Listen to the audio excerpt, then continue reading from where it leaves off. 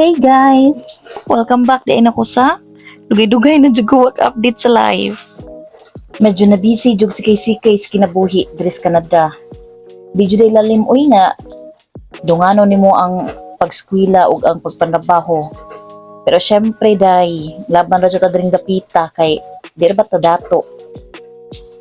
Padong day Miss Bluffers Beach diri sa Toronto.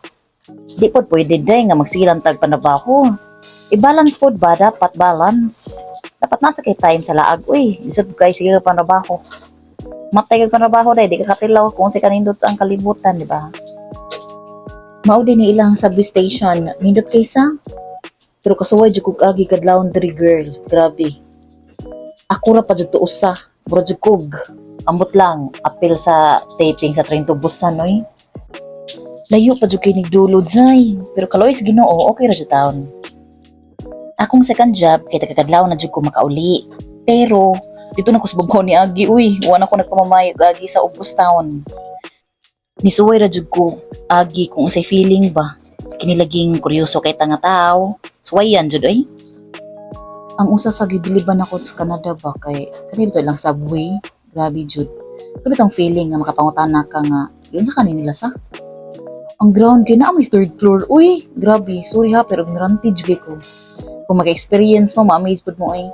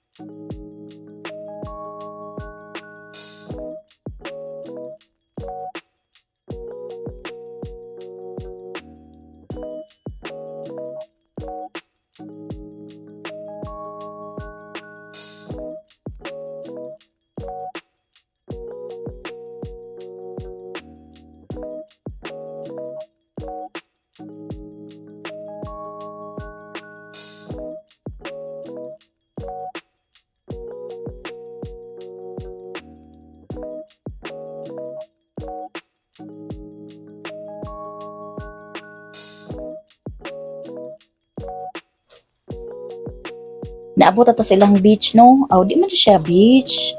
Parte rin dyan siya sa gitawag nila nga Ontario Lake. Kay lake man dyan siya, uy, di man dyan siya beach. Akong maingon sa kay ang balas, mura dyan siya balas sa bus, kar-kar. Kung taga-kar-kar mo, shout out na yun sa taga-bus. Suki kay Midrahas, ako pamilya, suki kay sa bus. Pino jud ilahang bus. Pero, wala rin siya nakatunga sa Alcoy, day. Sorry ha, pero taga dito muna kong bana. Sumodi na ilang beach. Yes. Kami rin siguro ang niadog dagat, pero nakasapatos, naka-jacket, nagkarsonis. Pero syempre, ang purpose ba dito kay di mga ligo, day. Unwind lang ba? Kaya nga. Sumodi na ilang beach sa other side.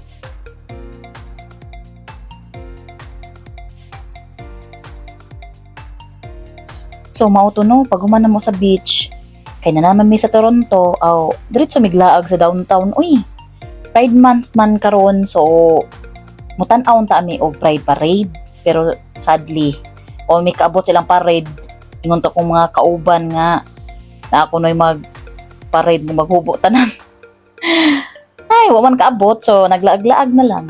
Ito mi og Toronto sign, mo na siya ang Toronto sign, di pagkahuman. Nangaon, kay gipang gutom. Snacks kadiyot.